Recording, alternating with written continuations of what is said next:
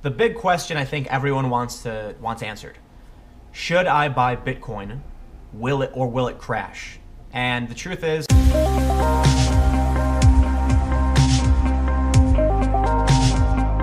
was originally going to do a video talking about BuzzFeed, the state of journalism. It's a topic I frequently cover. You may have heard they're laying off many staff in their offices in the UK and I believe in the US. But then I start seeing all of these stories and tweets from people talking about Bitcoin.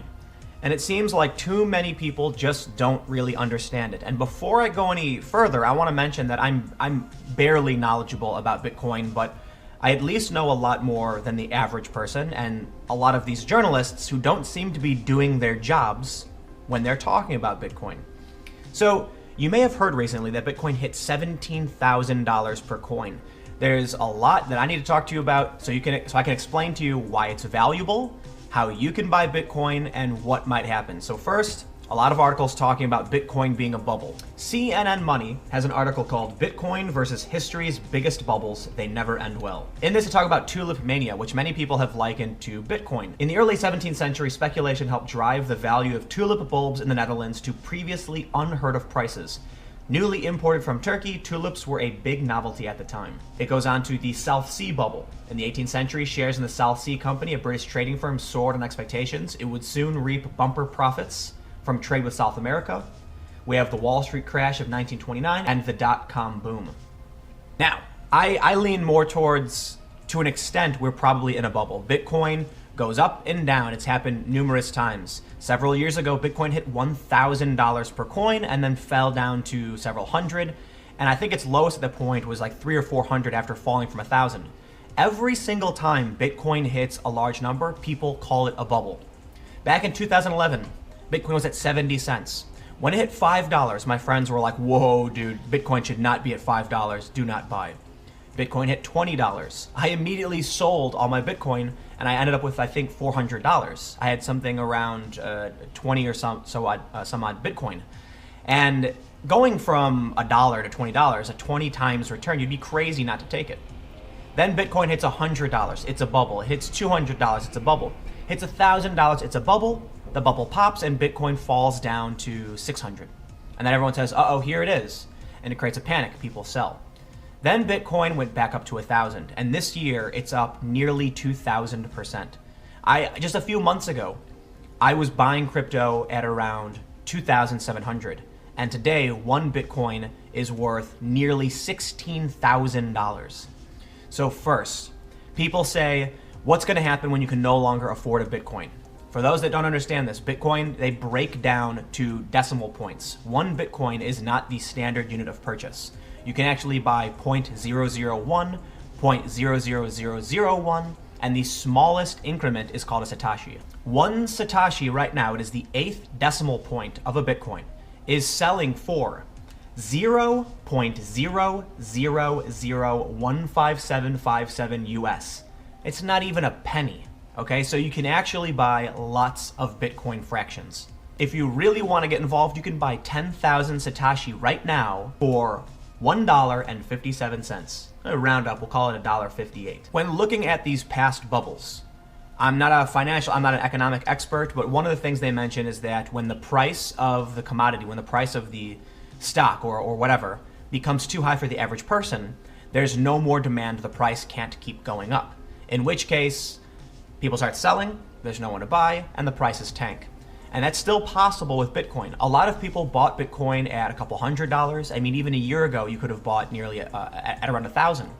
And today you're seeing a 17 times return on your investment, in which case a lot of people are going to start selling off. There's a lot of posts on Reddit where people are saying they're selling off, they're paying off their student loans, they're paying off their houses, they're buying cars, and all of that is possible, but it doesn't mean Bitcoin will crash. Now, in my opinion, I think Bitcoin is definitely going to fall.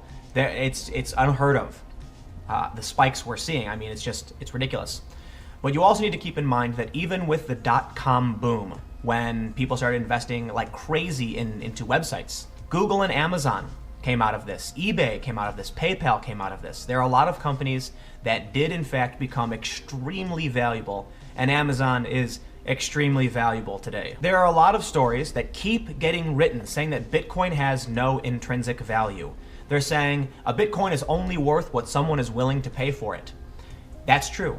And they're also missing a very serious point. Bitcoin has value.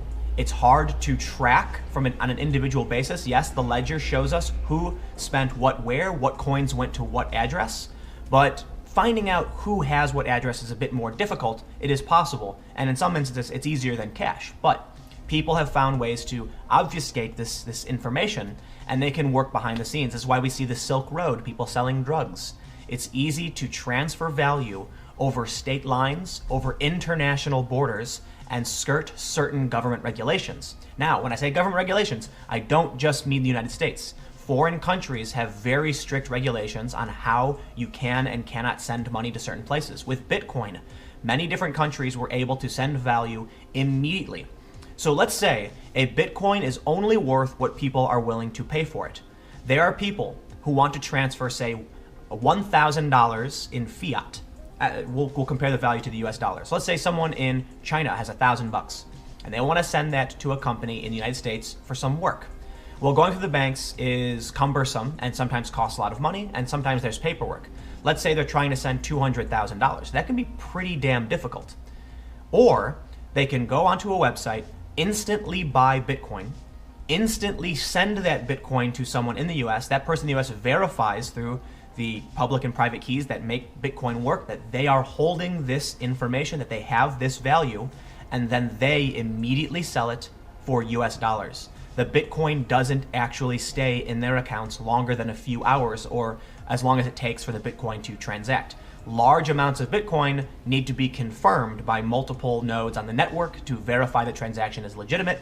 So large transactions can take some time, but you are able to send a lot of money across international boundaries nearly instantly. So let me reiterate, Bitcoin has value because it allows people to instantly send currency or value itself to someone far away. This allows people in the US to send money to China, back and forth, Brazil, for instance, Venezuela even. So what ends up happening? Let's say a Bitcoin is trading for $16,000.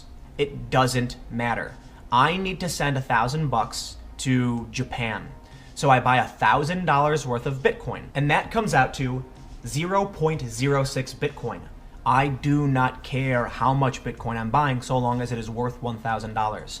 I send that 0.06 to my friend in Japan or to my coworker, colleague, or company I'm contracting, and they sell it immediately. That never sits in their account. They don't care if Bitcoin goes up or down. They simply use it as a means to send value somewhere else. So there is a possibility that at some point many people start selling off all their Bitcoin and the price tanks, but that will not impact the service, the decentralized service of sending value overseas, so long as there are any people buying or selling at any price. Let's say Bitcoin falls to $1 and everyone's panicking, they've lost all this money, the Bitcoin millionaires are wiped out. I can still buy $1,000 worth of Bitcoin, which would be 1,000 Bitcoin at that point, send it to Japan, and they can sell it immediately and get their dollars out of it. So there is an intrinsic value outside of just holding it. A lot of people say it's simply a digital asset, it's digital gold. That's technically true, but there is a service function to this. Now, a lot of people use it for nefarious reasons. Silk Road, for instance. They're buying Bitcoin, using it to buy drugs, and it's hard to track. Keep in mind, there's a public ledger, so we know what addresses are sending and receiving where. There's ways to make this harder to track, for sure, but there's a reason why people are using Bitcoin for drugs, and it's that it's very easy to make transactions under the nose of the government, so that they have no idea what was going on. I know a lot of people who have flat out told me they buy Bitcoin so they can hide money from the government. They don't want to pay taxes on it, which I personally disagree with. Don't break the law, don't do anything illegal, that's stupid, but certainly a lot of people are doing this. Some of the biggest proponents of Bitcoin are the anarcho-capitalist libertarian crowd, and they're doing it because they view it as a way to transact beyond state lines and with whoever they want without having the government track what they're doing or be able to prove that they did anything at all. The big question I think everyone wants answered. Should I buy Bitcoin? Will it crash? And the truth is, I don't think anyone really knows. But a lot of the people in the tech community who have been watching Bitcoin are bullish on it. And a lot of people who are anarcho-capitalists or libertarians are also bullish on it. It seems to me that most people I know who understand how Bitcoin and other cryptocurrencies work are excited by it and want to stay on board no matter what. Bitcoin today is around $16,000. It's going to go up, it's going to go down. But even if Bitcoin falls dramatically, it is still valuable in its functionality. It is a digital asset that cannot be replicated. And that's really interesting, using cryptography. It's something new we've never seen before. So there's a new technology aspect to this. And there's also the service it provides of being able to transfer money around the world instantly. But hopefully that was at least informative to some degree, keeping in mind, if we could predict the future, we'd all be rich, right? So, tomorrow Bitcoin might be $1 again. We really have no idea. I think it's unlikely, but Bitcoin might take a huge stumble. It could seriously just drop. A lot of people have become Bitcoin millionaires this year. Again, it keeps happening. And the more we hear about Bitcoin millionaires, the more people want to be involved, and it's going to keep driving the price up. It's hard to know when to sell or if to sell. But I'll say this, I am not going to sell the Bitcoin and cryptocurrency that I have. I'm going to hold it. I don't care if it falls. I don't care if it loses most of its value.